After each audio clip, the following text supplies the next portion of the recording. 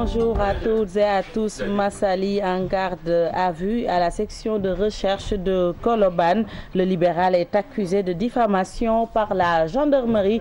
Nous y reviendrons dans nos prochaines éditions. Et puis éducation, le QSEMS en sit-in à la place de l'Obélisque. Le cadre unitaire des syndicats de l'enseignement, du moyen et du secondaire déroule son plan d'action. Les enseignants ont obtenu une autorisation du préfet de Dakar. Hier, ils voulaient tenir en vain leur rassemblement devant le ministère de la fonction publique.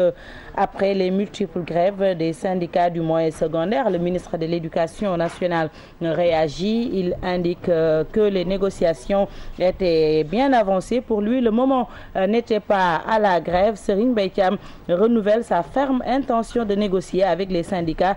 Il a fait cette sortie au cours du lancement officiel de la fondation du secteur privé pour l'éducation. 72 heures de grève également du SAES depuis hier.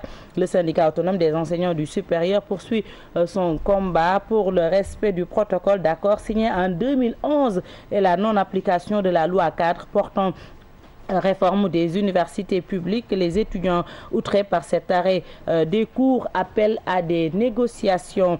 Constat Fatima Taba Modi Diop. Université Cheikh Anta Diop de Dakar, quelques va-et-vient en cette matinée de jeudi. Rares sont les étudiants qui ont fait cours ce matin. Ils sont venus et il y avait grève, donc on est obligé de perdre toute une journée. La semaine passée, il y avait grève de 112 heures. Là, ça va débuter le mercredi, ça s'est terminé le samedi, vendredi, samedi. Donc, on a perdu 3 jours de cours.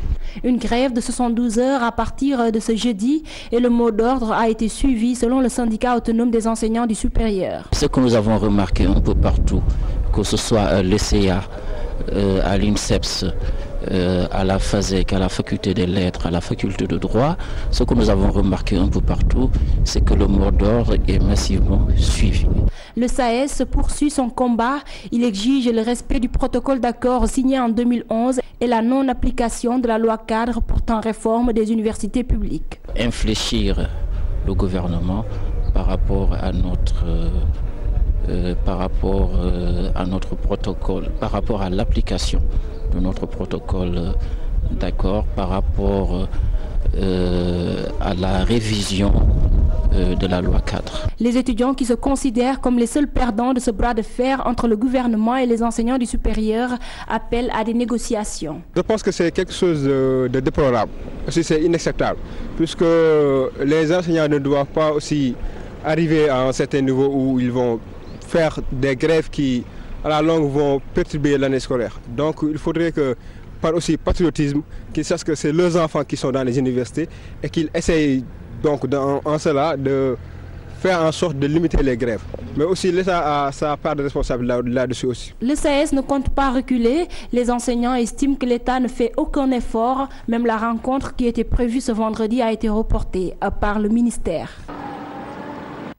Fatima Taba, merci. Scandale à la LONASE, de l'argent détourné entre 2010 et 2013, 129 millions de francs CFA par mois. Une déclaration du collège des délégués du personnel de la LONASE. Toutefois, nous précisons que le nom de Baylawan, ancien directeur général, n'a pas été cité par le porte-parole du collège.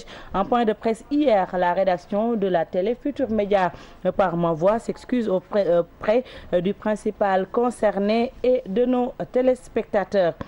Et puis, plus de 400 Sénégalais rapatriés de Libye. Le premier vol transportant 143 compatriotes est attendu aujourd'hui à 19h, suivi de 2 autres convois prévus à des dates qui restent à déterminer. Nous y reviendrons également dans nos prochaines éditions. La passerelle du 6S heurtée par un camion inquiet. Les piétons ne savent plus où donner de la tête. Ils disent être obligés de traverser les 2 voies. Reportage signé Cheikh Tidiane Dione. La passerelle du 6S heurtée hier en début d'après-midi par un camion remorque. L'infrastructure située à cheval entre le 6S et le quartier Ouest Foire menace ruine. Un danger permanent qui guette les populations. Hier, un camion remorque a heurté la passerelle. J'imagine que le chauffeur pensait pouvoir passer sans difficulté. Et voilà, au finish, il a touché la passerelle.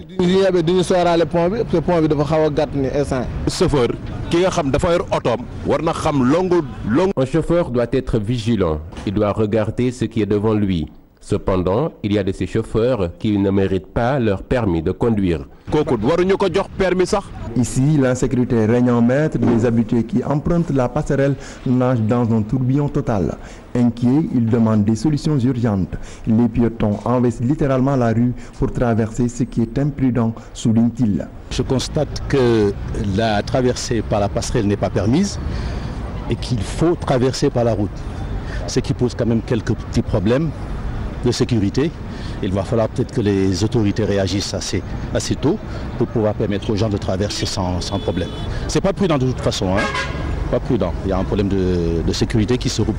Ils sont obligés d'arrêter les véhicules pour permettre aux piétons de traverser librement.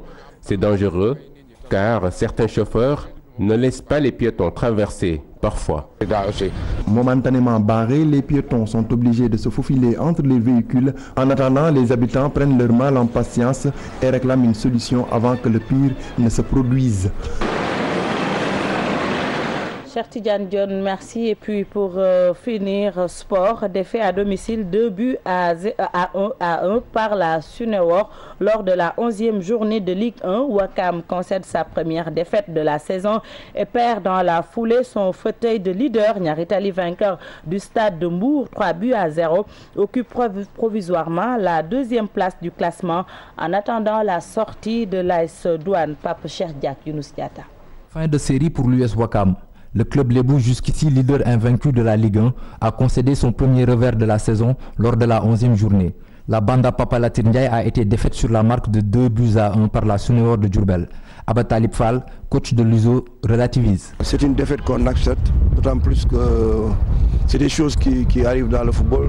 Sur le premier but, il y a Papa Latir Ndiaye qui relâche une balle sur une faute de main. Sur le deuxième, il y a une balle qui est entièrement sortie en touche et que l'arbitre de touche n'a pas vu. Il faut l'intégrer et continuer à bosser. Pour son homologue de la Sunéor, Ouakam ne pouvait rester invaincu tout au long du championnat. Pour battre les leaders, il fallait le faire. Donc nous l'avons fait. On savait qu'ils allaient nous imposer le jeu athlétique. C'est ce que nous avons su régler. Et automatiquement après, réception de la balle, il nous fallait jouer notre jeu. Niary Tally, en panne de victoire depuis 3 journées sanctionnées par 3 nuls, a renoué avec la victoire. L'équipe de Grand Dakar Biscuiterie a explosé le stade de Mbour sur le score de 3 buts à 0. Un feu d'artifice signé Mamadou Niang, Amadou Erasme Badiane et Abdoulaye Ba. Lamine Dieng salue l'efficacité et la sérénité de son groupe. Par rapport à ce que nous sommes aujourd'hui, c'est-à-dire les leaders au niveau de la meilleure attaque. Et aujourd'hui, on l'a de très belle manière aussi, je pense, parce que tous les 3 buts sont des buts de haute facture. Mamadou Niang, fer de lance de Niary Tally et meilleur buteur du championnat avec 6 réalisations, se fixe un objectif de 16 buts, même s'il dit ne pas se focaliser sur le titre de meilleur buteur. Je ne me focalise pas sur le meilleur buteur. Franchement, je suis là, on me donne l'opportunité de marquer, je marque.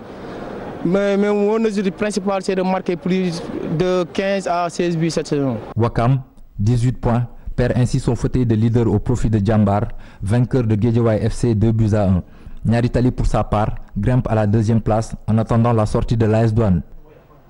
Cher Pape Cheikh Diak, merci. C'est la fin de cette édition. Merci de nous avoir suivis.